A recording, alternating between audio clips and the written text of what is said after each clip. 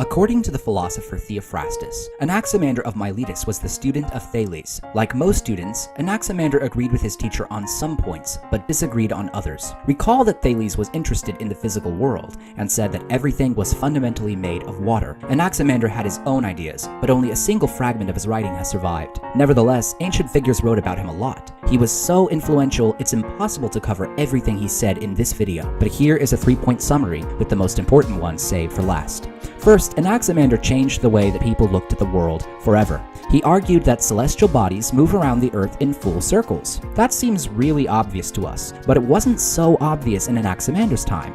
The sun goes down and the moon comes up every day, but we don't really see where they go. From our limited perspectives, they just disappear and reappear later on. Nevertheless, Anaximander asserted quite emphatically that things moved in circles around the Earth and therefore passed underneath it. This is a really significant thought because it leads to another idea, that the Earth isn't resting on anything. There's nothing underneath it, holding it up. If it were otherwise, planets and the sun and the moon couldn't circle around us. Anaximander also taught that heavenly bodies were spaced out at different distances. This is another idea that wasn't so obvious in the ancient world. We know from Homer that before Anaximander, people tended to think that the sky was a fixed surface above the Earth. And maybe he noticed that planets sometimes pass in front of stars, or even in front of each other, so he tried to work out the order of the planets and didn't quite get it right. Nevertheless, he did recognize such a thing as orbits. This basically means that Anaximander invented the idea of space itself. Secondly, Anaximander had a very strange idea about human beings.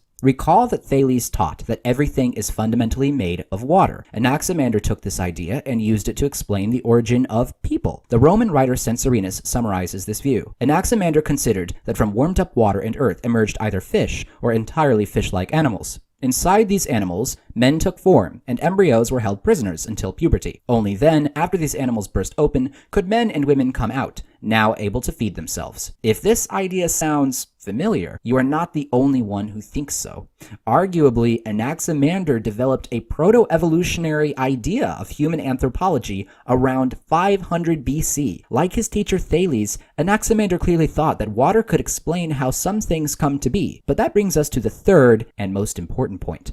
Recall that Thales wanted to find the arche, or unifying principle of diversity, and thought that water was the answer. Even though Anaximander agreed that water could explain some things, he was not fully satisfied with his teacher's idea of the arche. Here's what bothered him. Water, like all normal elements, contains properties that oppose the properties in other elements. For instance, water is wet and cold, fire is dry and hot, and earth isn't like either of them. It's hard and fixed. How can all these contradictory things come from the same thing? Later thinkers like Aristotle had different ways of putting Anaximander's view, but we can summarize it like this. Whatever explains all the different things can't also be one of those things. This might seem like a challenge to the whole idea of an arche. If you think about it, how can opposite things even be explained by a single thing? But Anaximander had an answer to that. He called it apeiron, a word that is sometimes translated as the boundless or the infinite. Unlike Thales' arche, the apeiron is a kind of unidentified substance which precedes absolutely everything.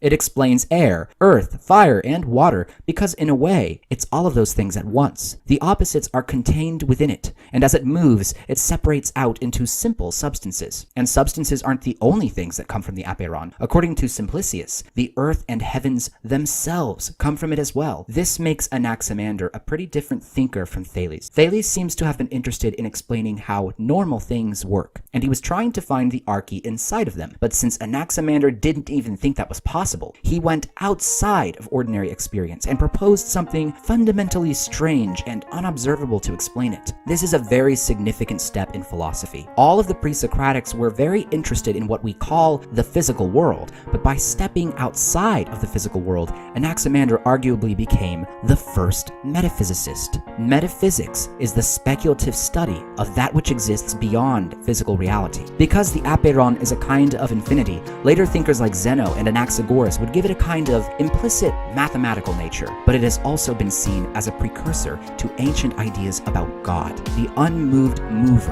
of all things. Some thinkers didn't like how vague and difficult the apeiron was to define, and Anaximander's own student challenged the need for it. Nevertheless, Anaximander remains a touchstone for the way that ancient philosophy combined the pursuit of science with the pursuit of ultimate reality. To hear about the rest of the pre-Socratics, and for more videos on famous philosophers, like this video, subscribe, and leave a comment below. Thanks for watching. Thales didn't think the arche was invisible or intangible, but just assumed it was something material that could be touched and seen. Of all the elements, Thales identified water.